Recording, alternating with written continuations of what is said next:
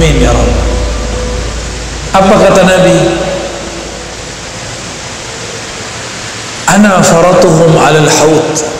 Sebelum nanti di akhirat mereka sampai penyeberangan akhirat, aku menunggunya di telaga al-haud. Lalu para sahabat bertanya, ya Rasulullah, bima ta'rif? Dengan cara apa engkau mengenali bahwa mereka itu adalah saudaramu, saudara kita? Apa kata beliau? Bukankah jika engkau memiliki suatu benda kendaraan, engkau mengetahui tanda-tandanya? Begitu juga aku mengetahui tanda-tanda ikhwanku. Apa tanda-tandanya? Ghurran muhajjalin. Di tubuh mereka ada cahaya bekas wudhu. Ada cahaya ghurran muhajjalin, bekas wudhu. Maka siapa saja nanti di akhirat yang dilihat oleh Rasulullah SAW, ada bekas wudhunya dipanggil oleh Rasulullah, lalu Nabi menuangkan air kepadanya. Maka Imam Muslim mengatakan, sungguh beruntunglah siapa saja yang mendapatkan air dari Rasulullah SAW. Semoga kita termasuk bagian dari mereka. Amin ya Rabb. Bapak saudara bukan Allah, kitalah yang disebut as-sabiqun al-akhirun, insya Allah.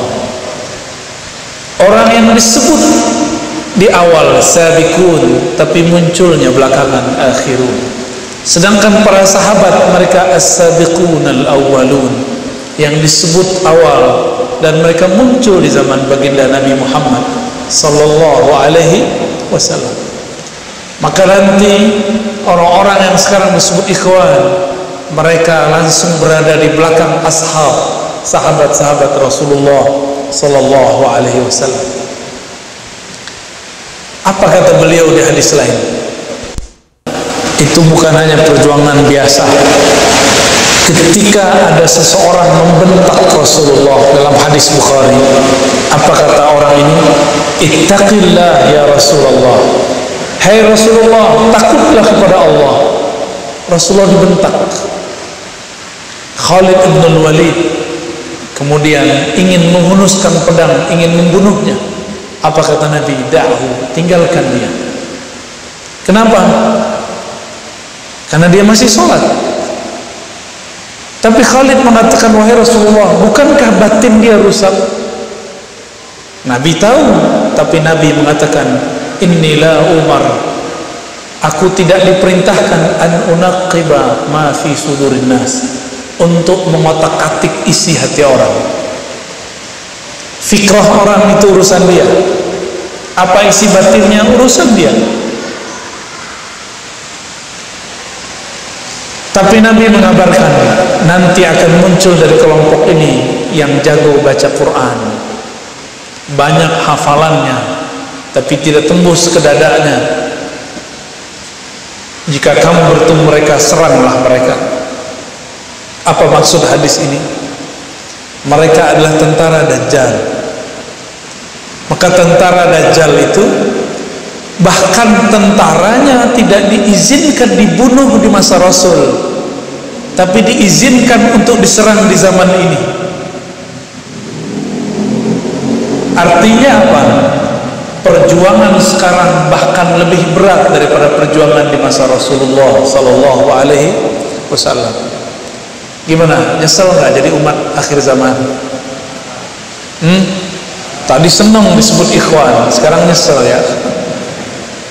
Lebih berat daripada zaman sahabat, karena mereka jago baca Quran, tapi Qurannya tidak tembus ke kolbu. Kan bingung kita, mah. Hadis Sahih Bukhari dan disebutkan lebih dari satu lafaz redaksi. Bagaimana cara kita menanggapi hadis ini? Maka kemudian ulama-ulama kita mengajarkan apa yang disebut dengan sanad. Apa arti sanad? Silsilah ilmu. Kalau ada orang membaca Quran sendiri tanpa guru, percaya nggak? Kalau membaca Quran butuh guru, dari guru Iqra sampai kemudian dia baca Al-Quran. Apalagi ingin memahami isi Al-Quran, butuh seorang guru atau banyak guru.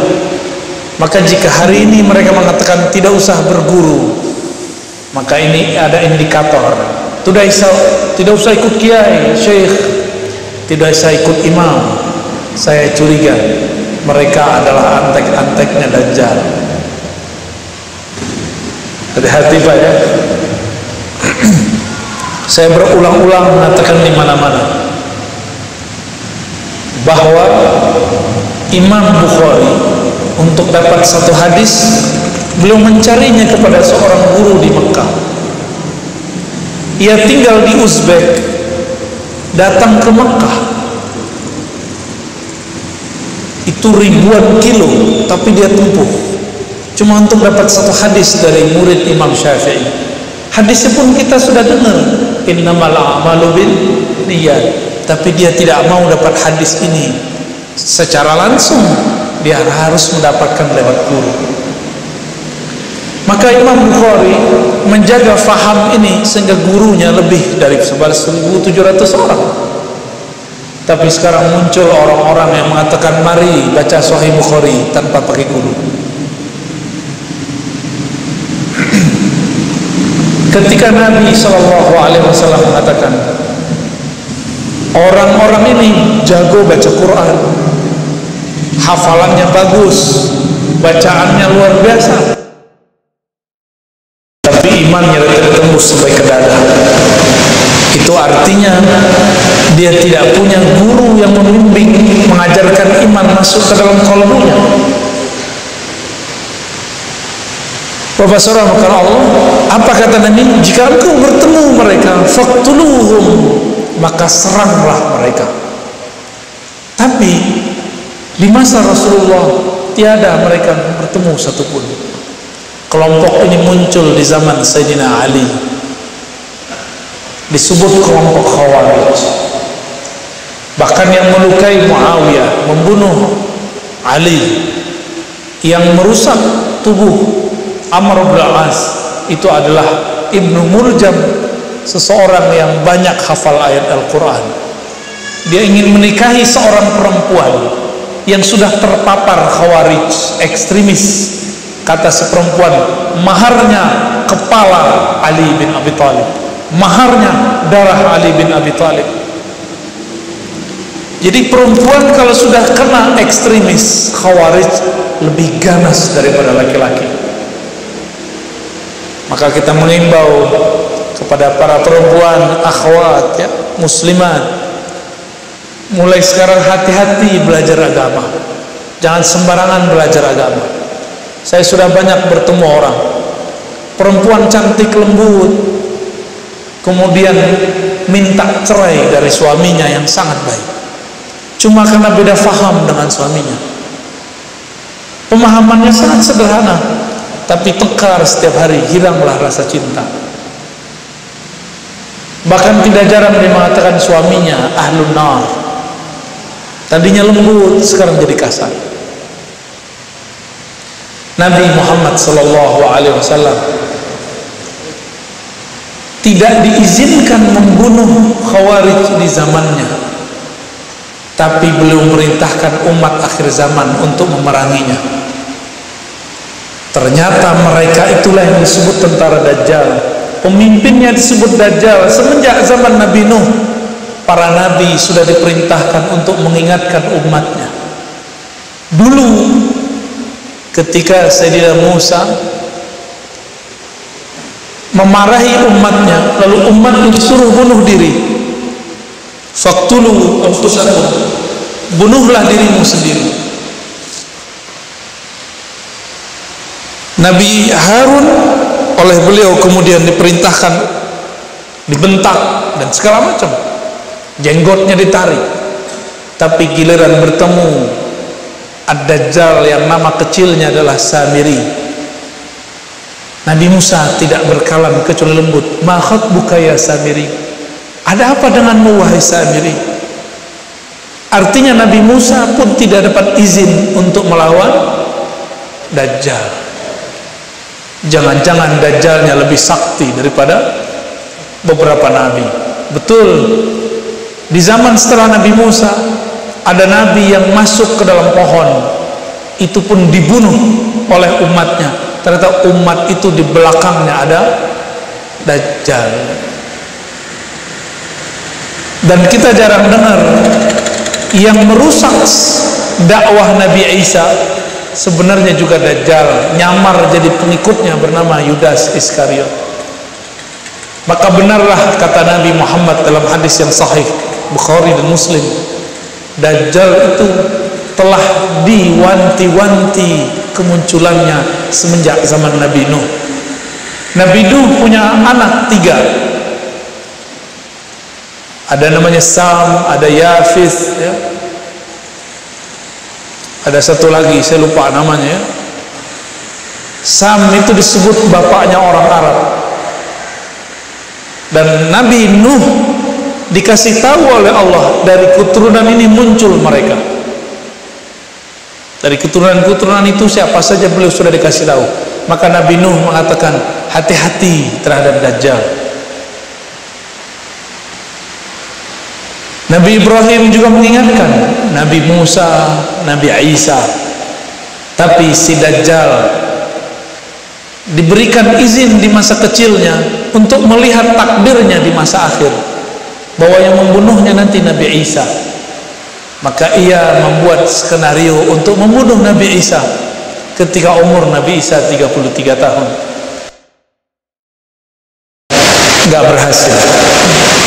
Gak berhasil, ya? Allah angkat Nabi Isa ke langit kedua. Jadi sampai sekarang Nabi Isa masih hidup.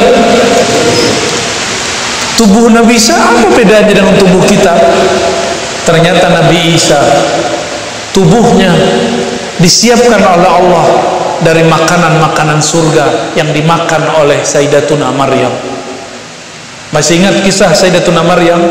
Setiap menginginkan buah, Allah kirim malaikat untuk membawa buah dari surga. Ternyata itu adalah untuk membuat awet Sayyidina Isa. Kalau dihitung sekarang umur Nabi Isa surah 2021, masih hidup? Masih hidup. Takdirnya Dajjal adalah terbunuh di tangan Nabi Isa. Tapi Nabi Isa hampir terbunuh oleh Dajjal. Berarti Dajjal ini juga masih lebih kuat dari Nabi Isa di zaman beliau masih muda, umur 33 tahun. Maka nanti imam yang kita tunggu-tunggu, dan hadisnya sahih, disebut Al-Imam Al-Mahdi. Inilah pemimpin ikhwan yang disebutkan di dalam hadis tadi. Al-Mahdi mengizinkan dan memberikan pedangnya kepada Sayyidina Isa untuk melawan Dajjal. Maka Sayyidina Isa di akhir zaman berbeda kekuatan dengan Sayyidina Isa yang dulu. Setiap kali disebut Nabi Isa di depan Dajjal, Dajjal itu lari dan keluar. Kenapa? Dia tahu takdirnya akan dibunuh oleh Isa. Nabi Isa turun di Menara Putih di Damaskus. Ketika turun, dia masuk masjid, sudah ada Imam Mahdi bersama para ikhwannya memimpin sholat. Ketika datang Nabi Isa, Al-Mahdi mengatakan, wahai Nabiullah Isa, silakan engkau jadi imam. Apa kata Nabi Isa? Al-imamukum minkum, imam kamu dari kamu. Artinya apa? Nabi Isa ketika diutus kembali nanti, ia menjadi pengikut Al-Mahdi. Maka Nabi Isa nanti menjadi seorang wali, walaupun pernah menjadi nabi, cuma jabatan kenabian kerasulannya tidak berlaku. Yang berlaku hanya beliau sebagai seorang wali yang membersamai raja para wali, Sayyidina Al-Mahdi Khalifatullah. Apa maksud saya menceritakan ini? Imam Al-Hakim At-Tirmizi, ahli hadis juga ahli qalbu, mengatakan ada 12 nabi yang hadisnya sahih berdoa mengatakan, ya Rabb, jadikan kami nabi yang ikut berjuang di akhir zaman. Sayyidina Isa adalah salah satu nabinya. Doanya dimakbulkan. Maka orang-orang yang hidup di akhir zaman ini, kita ini, pilihannya nanti dua aja Pak. Pengikut Mahdi, pengikut Dajjal. Dua aja. Mau yang mana Pak? Al-Mahdi. Karena pengikut Al-Mahdi ini Allah sembunyikan ciri-cirinya, karakter-karakternya, maka banyaklah orang mencocokloginya, mencocokkan dirinya, kelompoknya sebagai Al-Mahdiyin. Inilah tantangan kita di akhir zaman, ya, tantangan kita di zaman ini.